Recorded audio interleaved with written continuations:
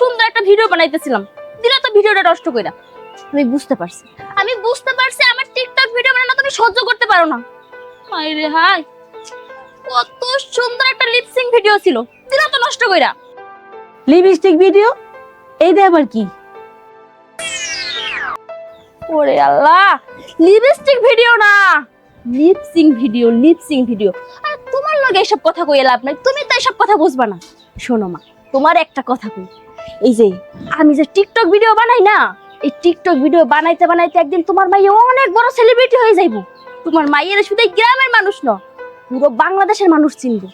তুমি যখন রাস্তা দিয়ে হাইটা যাইবা, সবাই কইবো ওই যে দেখ সেলিব্রিটির মা যাইতেছে। দেশ থেকে বিদেশ থেকে বিভিন্ন জায়গা থেকে অনেক বড় বড় ডিরেক্টর আইবো তোমার এই মাইয়ের নায়িকা বানাইতে। তখন দেখবো তোমার সবাই অনেক সম্মান করবে, কইবে নায়িকার মা যাইতাছে। হইছে হইছে, আমার আর সম্মানের দরকার নাই। তোর এই ফোনে তোরে নষ্ট করছে। মামা যদি বিদেশ থেকে ফোনটা না দিত তাইলেই ভালো হইতো। তুই এখানে ব, তোর খালার বাড়ির যাইয়া টাকাটা লই আহি, ঠিক আছে? কোনো জায়গায় যাইস না যেন, যা।